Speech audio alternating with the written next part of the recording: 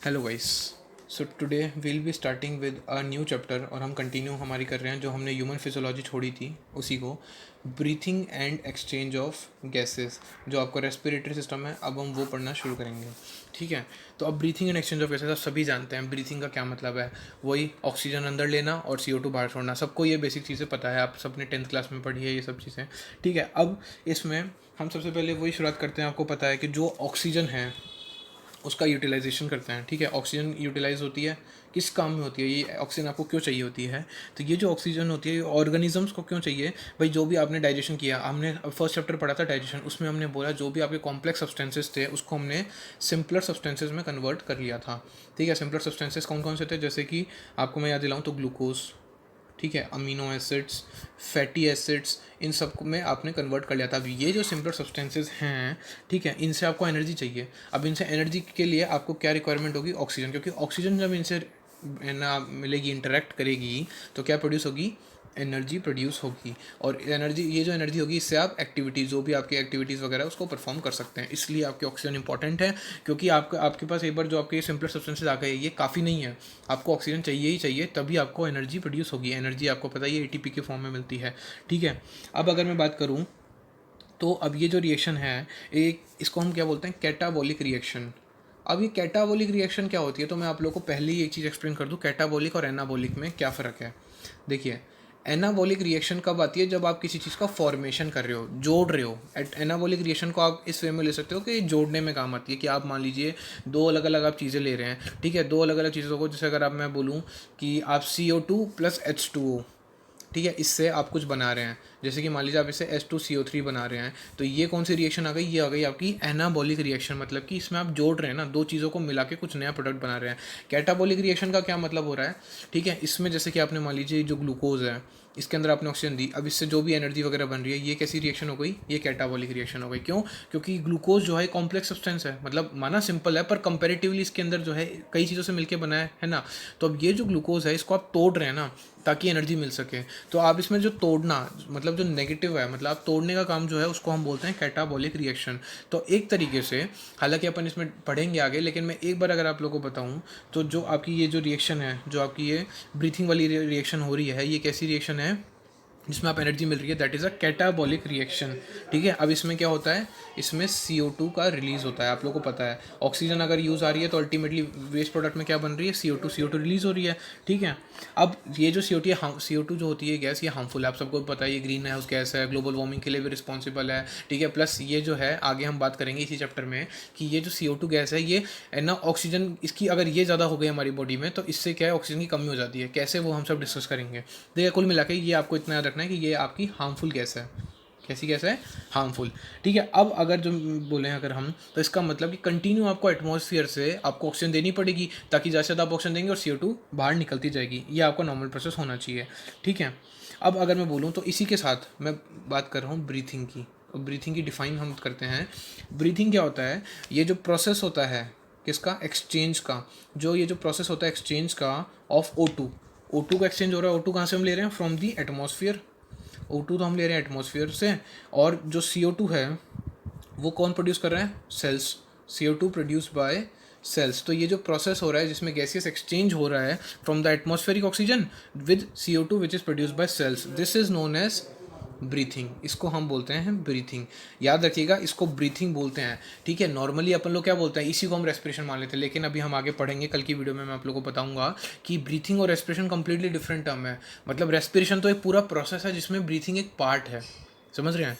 Respiration पूरा का पूरा प्रोसेस जिसमें ब्रीथिंग एक पार्ट है। क्योंकि मैं क्या बोल रहा हूँ, मैंने इसमें बोला कि यहाँ पे एक्सचेंज किसका हो रहा है, जो एटमॉस्फेरिक जो एयर है ना उसका और CO2 का एक्सचेंज हो रहा है। मतलब आप जो माउथ में आप एयर अंदर ले रहे हैं और आपका CO2 बाहर जा रही है, बस ये, इसको हमने ब्रीथिंग बोला है। इसको रेस्पिरेशन से इक्वल मत रखिएगा। ठीक है, अब अगर मैं बात करूँ, हमारी हेडिंग आती है अगली रेस्पिरेटरी ऑर्गन्स की। अब ये रेस्पिरेटरी ऑर्गन्स क्या होते हैं, देखिए, अब अलग अलग ऑर्गेनिज्म हैं, पूरे वर्ल्ड में इतने ऑर्गेनिजम्स हैं। अब ऐसे तो है नहीं, अब हम जैसे हम ह्यूमंस की बात करें तो ह्यूमंस में क्या होता है, लंग्स। लंग्स से हम लोग क्या करते हैं, रेस्पिरेशन करते हैं। पर अलग अलग तरह के ऑर्गेनिजम्स हैं। आप लोगों ने 9th में भी एनिमल किंगडम के बारे में कुछ पढ़ा होगा, बाकी हम पढ़ेंगे एनिमल किंगडम इस 11th में भी। ठीक है, तो उसमें अलग अलग तरह के ऑर्गेनिजम्स होते हैं, उनके पास अलग अलग तरह के ऑर्गन्स आपको देखने को मिलेंगे। ठीक है, जिससे कि वो ब्रीथिंग करते हैं, ठीक है ना। और वो किस पे डिपेंड करता है, उनके हैबिटेट पे, वो कहाँ रहते हैं, पानी में रहते हैं कि वो लोग है ना लैंड पे रहते हैं, किस तरीके से वो लोग रहते हैं, उनके हैबिटेट पे डिपेंड करता है कि उनका ऑर्गन किस तरीके का होगा, कैसे वो ब्रीथिंग करेंगे। लेवल ऑफ ऑर्गेनाइजेशन पे भी डिपेंड करता है, इन पे डिपेंड करते हैं, ठीक है ना। हाँ, इस पे क्या डिपेंड करता है, ब्रीथिंग। तो ब्रीथिंग, वो लोग जो ब्रीथिंग करते हैं वो किस पे डिपेंड करती है, हैबिटेट पे और लेवल ऑफ ऑर्गेनाइजेशन। अभी लेवल ऑफ ऑर्गेनाइजेशन क्या है, तो लेवल ऑफ ऑर्गेनाइजेशन की अगर मैं बात करूँ तो जैसे कि मान लीजिए कितना कॉम्प्लेक्स एनिमल या कितना है ना पिछड़ा है, या सबसे पहले जैसे अगर मैं बात करूँ लोअर इनवर्टिब्रेट्स, अपन लोग ह्यूमंस कैसे होते हैं, वर्टिब्रेट्स। अब लोअर इनवर्टिब्रेट्स की जैसे मैं बात करूँ, ठीक है, लोअर इनवर्टिब्रेट्स में कौन, जैसे स्पंजेस हो गए, ठीक है, या आप लोग पढ़ेंगे पोरीफेरा, सिलेंट्रेटा, टीनोफेरा, प्लेटीहेलमिंथिस एंड एनिलिडा वगैरह, ये सब हम डिटेल में पढ़ेंगे।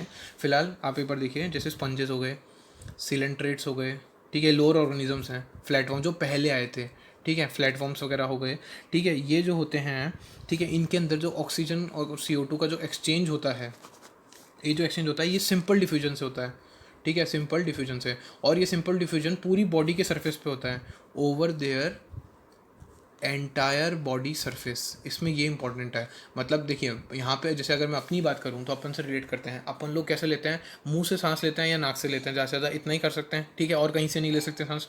इनमें ऐसा होता है, मतलब अपने भी डिफ्यूजन ही हो रहा है, पर इनमें क्या होता है, पूरी बॉडी पे, मतलब पूरे बॉडी के सरफेस पे ना जो होता है, इनकी पूरी की पूरी बॉडी से ये लोग सांस ले सकते हैं सिंपल डिफ्यूजन के थ्रू, ठीक है। O2 लेते हैं और CO2 बाहर छोड़ते हैं, क्योंकि ये लोअर इन्वर्टिब्रेट से ज़्यादा कॉम्प्लेक्स होते नहीं है, इनके अंदर कोई बहुत स्पेशल मैकेनिज्म आपको नहीं मिलेगा रेस्पिरेटरी का, तो बस इसमें इतना ही खत्म है। जैसे हम ह्यूमन रेस्पिरेटरी सिस्टम पूरा पढ़ेंगे, पर इनमें से कोई रेस्पिरेटरी सिस्टम डेवलप नहीं होता, ठीक है। अब जैसे अर्थवॉर्म है, अर्थवॉर्म की जो स्किन है वो मॉइस्ट होती है, तो अर्थवॉर्म उसी का फ़ायदा उठाता है, जो उसकी मॉइस्ट क्यूटिकल है, जो उसकी मॉइस्ट स्किन है, ठीक है, उससे वो ब्रीथिंग करता है। इसी तरीके से इंसेक्ट्स की अगर मैं बात करूँ, इंसेक्ट्स में क्या होता है, एक नेटवर्क होता है ट्यूब्स का, इंसेक्ट्स में नेटवर्क ऑफ ट्यूब्स होता है which is known as tracheal tubes. ये आपको याद रखने पड़ेंगे, ये जिन जिन ऑर्गेनिज्म के बारे में स्पेशली बताया, क्योंकि ये NCERT में दिए हैं, तो NCERT पूछती है इनके बारे में, ठीक है। इंसेक्ट्स में ट्रेकियल ट्यूब्स होती है, ठीक है, अर्थवॉर्म में मॉइस्ट स्किन हो गई, लोअर इनवर्टिब्रेट्स में उनका सिंपल डिफ्यूजन होता है, ठीक है। अब जैसे अब एक स्पेशलाइज्ड वेस्क्यूलर स्ट्रक्चर होते हैं, वेस्क्यूलर का स्ट्रक्चर का मतलब जो इसको ब्लड सप्लाई मिलती है, वेस्क्यूलर मतलब ब्लड से रिच होता है, मतलब जहाँ पे ब्लड की सप्लाई अच्छे से होती है। तो स्पेशलाइज्ड वेस्क्यूलर स्ट्रक्चर जैसे कि गिल्स, आप लोगों को पता है गिल्स, फिश में आपने नाम सुना होगा, फिश में गिल्स प्रेजेंट होते हैं, बचपन में खूब डायग्राम बनाए होंगे आपने, ठीक है। तो जो गिल्स है ये कौन यूज़ करता है, यूज्ड बाय एक्वेटिक आर्थ्रोपोड्स, जो आपके आर्थ्रोपोडा जो होते हैं, ठीक है, जो इंसेक्ट्स कुछ एक्वेटिक में पाए जाते हैं, ठीक है, आपके में ना उसमें वाटर में पाए जाते हैं वो, ठीक है। इसके अलावा कुछ मोलस्का होते हैं, जो मोलस्का होते हैं वो भी एक्वेटिक में एनवायरमेंट में प्रेजेंट होते हैं, ये आर्थ्रोपोडा मोलस्का, आप बिल्कुल टेंशन मत लीजिए, ये हम सब पूरा कवर करेंगे। अभी आप लोगों को बस नाम एक बार पढ़ लीजिए, थोड़ा सा फेमिलियर हो जाइए, तो उससे आप लोग को आइडिया लग जाएगा। मोलस्का हो गए, ठीक है, प्लस आप लोगों को पता है फिशेज़ वगैरह जो हैं वो तो सारी गिल्स यूज़ करती है। लेकिन अब वेस्कुलराइज्ड बैग लाइक स्ट्रक्चर क्या होते हैं, लंग्स।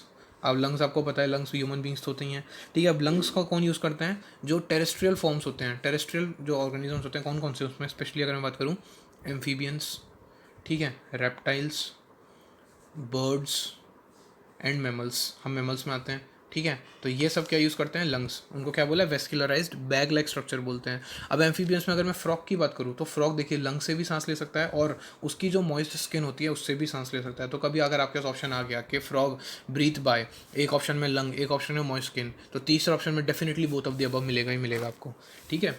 तो ये आ गया आपका इन जनरल, हमने रेस्पिरेटरी ऑर्गन्स की बात कर दी अलग अलग ऑर्गेनिजम्स में। अब हम बात करेंगे और हम शुरू करने जा रहे हैं, क्योंकि हम ह्यूमन फिजियोलॉजी पढ़ रहे हैं, तो ह्यूमन रेस्पिरेटरी सिस्टम, ठीक है, अब इसके बारे में पढ़ेंगे। तो सबसे पहला क्वेश्चन, जो ह्यूमन रेस्पिरेटरी सिस्टम, जो आधे लोगों की जो सोच होती है ना, वो ये होती है कि हमारा रेस्पिरेटरी सिस्टम मतलब लंग्स, नहीं, हमारा रेस्पिरेटरी सिस्टम कहाँ से शुरू होता है, हमारी नोज़ से शुरू होता है। ये बहुत इंपॉर्टेंट क्वेश्चन है, क्योंकि हमारा जो रेस्पिरेटरी सिस्टम है कहाँ से शुरू हो रहा है, हमारी नोज़ से। जिस तरीके से हमारा जो डाइजेस्टिव सिस्टम था वो माउथ से शुरू हो रहा था, है ना, माउथ में हमने देखा था बहुत तरीके से डाइजेशन था, वैसे ही हमारा रेस्पिरेटरी सिस्टम नोज से शुरू होता है। ये ऐसा क्वेश्चन है जो बड़े बड़े लोग को भी नहीं पता होता। अगर मैं सच्ची बताऊं, फ्रेंकली स्पीकिंग, जो मेडिकल में जो होते हैं जो स्टूडेंट्स, उनको भी नहीं आइडिया होता। बहुत से लोग जो होते हैं वो कन्फ्यूज हो जाते हैं, नहीं याद रहते, पर ये बहुत इंपॉर्टेंट चीज़ होती है, याद रखने लायक चीज़ है, ठीक है। अब सबसे पहले आपको पता है नोज़ पेयर में होती है, पेयर ऑफ एक्सटर्नल नॉस्ट्रल्स।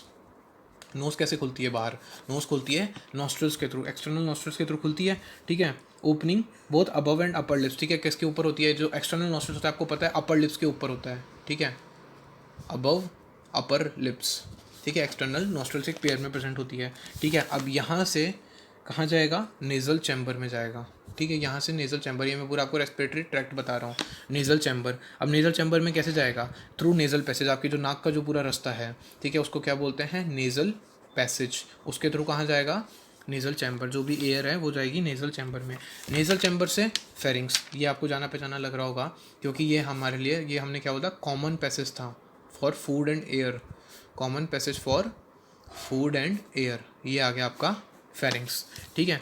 ये फेरिंग्स आ गया, मतलब आप देख रहे हैं डाइजेशन और रेस्पिरेशन कहाँ जाके मिल रहे हैं, फेरिंग्स में मिल रहे हैं। अब डाइजेशन अगर ये होता तो हम कहाँ जाते हैं, फेरिंग्स से ईसोफेगस में जाते हैं, यहाँ हम कहाँ जाते हैं अल्टीमेटली, फेरिंग्स से हम जाते हैं लैरिंग्स में, ठीक है, लैरिंग्स।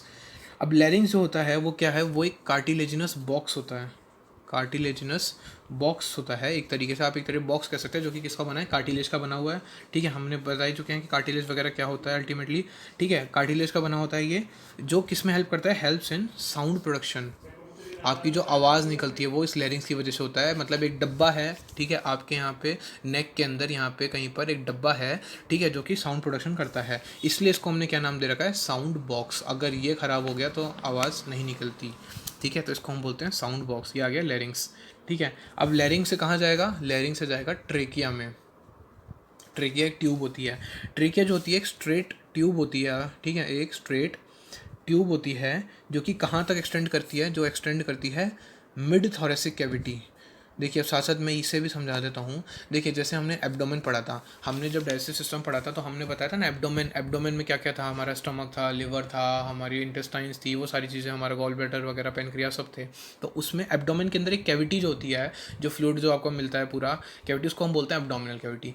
वैसे ये जो पूरा पार्ट है जिसमें आपका रेस्पिरेटरी सिस्टम प्रेजेंट है, जो कि ऊपर जो होता है आपका लंग्स वगैरह जो है, उसको, उसमें कौन सी कैविटी होती है, उसमें कैविटी होती है, उसको बोलते हैं हम थोरेसिक कैविटी।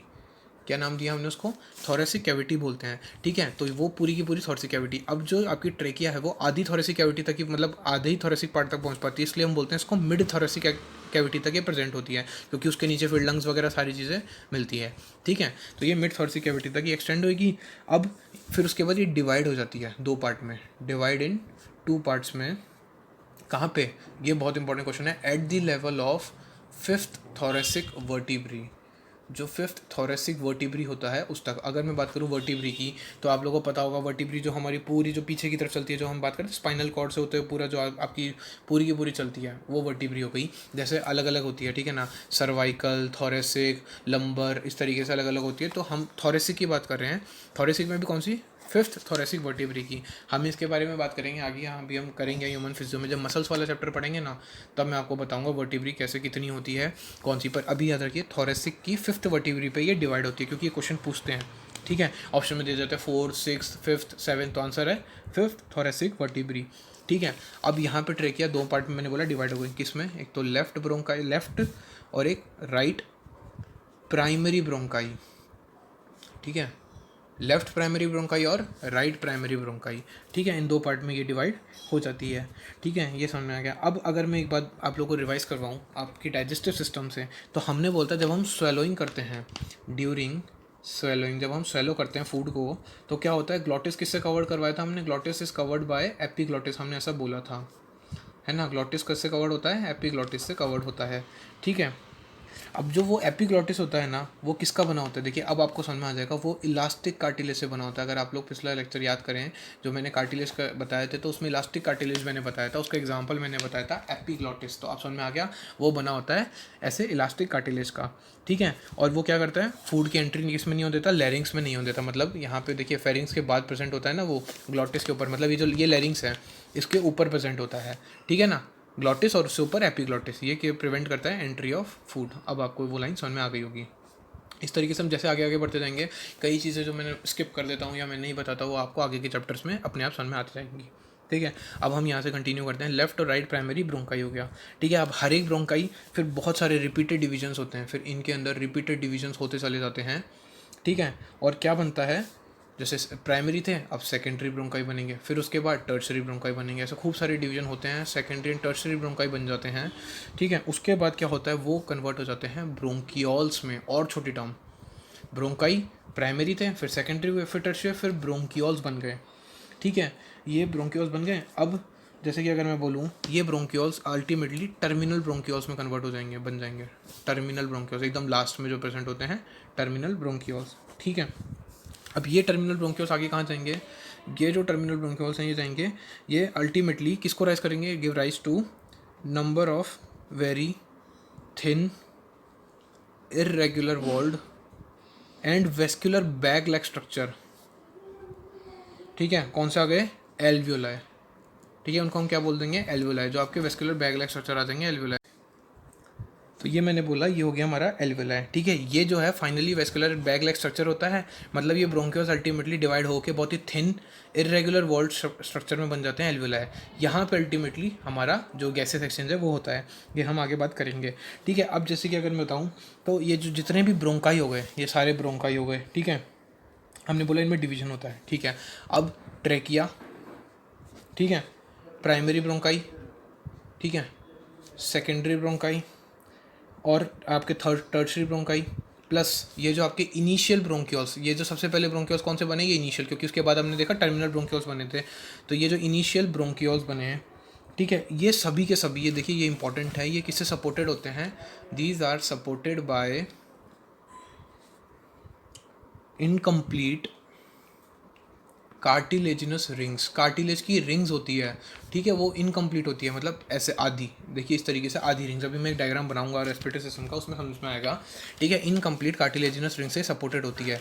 अब इसमें बहुत ही फेवरेट क्वेश्चन है बोर्ड्स में भी, अगर बात करूँ 1 मार्क्स में 2 मार्क्स में पूछा जाने वाला क्वेश्चन, ठीक है, कि ये जो कहना, ये जो ट्रेकिया या पल्मोनर, ये जो प्राइमरी, सेकेंडरी और जो टर्शरी जो इनिशियल ब्रोंक्यूल्स हैं, ये इनकम्प्लीट कार्टिलेजिनस रिंग से क्यों सपोर्टेड होते हैं, वो इसलिए to prevent the collapsing of lung, ताकि लंग कोलेप्स ना हो पाए, इनके सॉरी, ये जो collapsing, to prevent collapsing of the structures, lung नहीं, दी स्ट्रक्चर्स, मतलब ये जो स्ट्रक्चर्स हैं ये कोलेप्स ना हो जाएं, मतलब एकदम जो है एकदम पिचक ना जाएं। ठीक है ना, इन स्ट्रक्चर्स को पिचकने से रोकने के लिए ये इनकम्प्लीट कार्टिलेजिनस रिंग से सपोर्टेड होती है। ठीक है, तो ये इसका आंसर है कि ये कोलेप्स होने से बचाने के लिए ये रिंग्स होती है, कार्टिलेज की बनी होती है रिंग्स।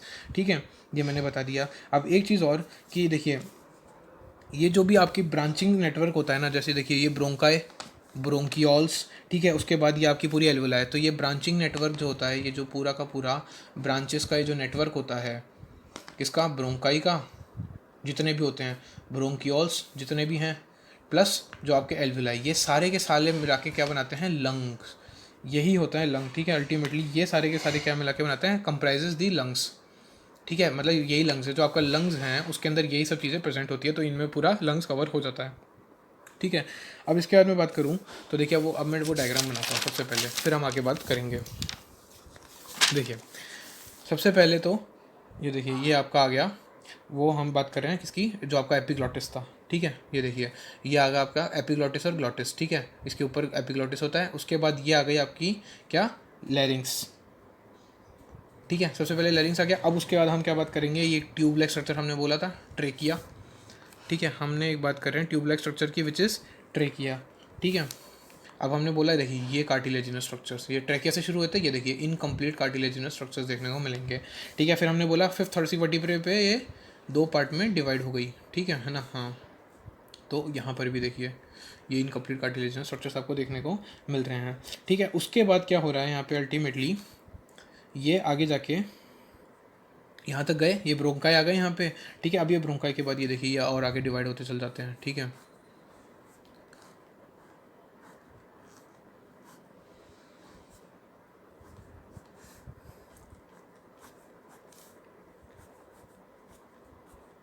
इस तरीके से ये पूरा डिवाइड होते चले जाते हैं। ठीक है, इसी तरीके से उस तरफ भी होगा। ठीक है ना, तो ये आ गया आपका, देखिए ये आ गई आपकी क्या, ट्रेकिया आ गई। उसके बाद ये आपके ब्रोंकाई आ गए इनिशियली, फिर आगे मैंने बोला और डिविजन्स होते जाते हैं, तो वो ब्रोंकियोल्स में कन्वर्ट हो जाते हैं, फिर ये अल्टीमेटली एल्वियोलाई हो जाते हैं यहाँ पे। ठीक है ना, यहाँ पे ऐसे वेस्कुलर बैग लाइक स्ट्रक्चर्स देखने को मिल जाते हैं। ठीक है, हाँ, इस तरीके से ये आ गए आपके ब्रोंकियोल्स आ जाते हैं। ठीक है, उसके बाद ये जो वेस्कुलर बैग लाइक स्ट्रक्चर क्या है, ये आपके एल्वियोलाई आ गए, जो सबसे फाइनल में मिलते हैं। ठीक है, अल्टीमेटली, और ये जो पूरा स्ट्रक्चर जैसे कि मैंने बोला, ठीक है, यहाँ पे बहुत मैं अजीब सा डायग्राम बनाने की कोशिश कर रहा हूँ, पर देखिएगा। ठीक है, ये अल्टीमेटली क्या बन रहा है, ये देखिए ये लंग्स आ गए, ठीक है, ये आ गया आपका एक लंग आ गया। तो ये लंग्स में ये सारी चीज़ें आ गई, एल्वियोलाई आ गया, ब्रोंकियोल्स आ गया, ब्रोंकाई आ गया, तो ये आपका लंग आ गया, ठीक है। ये थोड़ा सा यहाँ पे स्ट्रक्चर इसका ऐसे अलग तरीके से होता है, ठीक है, क्यों? क्योंकि यहाँ पे हार्ट प्रेजेंट होता है सिर्फ इस वाले में, ये आपका नॉर्मल आएगा, ठीक है। ये वाला जो आपका लंग होता है वो, ठीक है, ये आ गया आपका एक और लंग। ये मैंने थोड़ा बड़ा बना दिया आपको समझाने के लिए, चीज़ें बिल्कुल इसी तरह इसमें भी होंगी, ठीक है। तो ये आ गया आपका रेस्पिरेटरी सिस्टम, ठीक है। आगे हम बात इसके नेक्स्ट लेक्चर में करेंगे।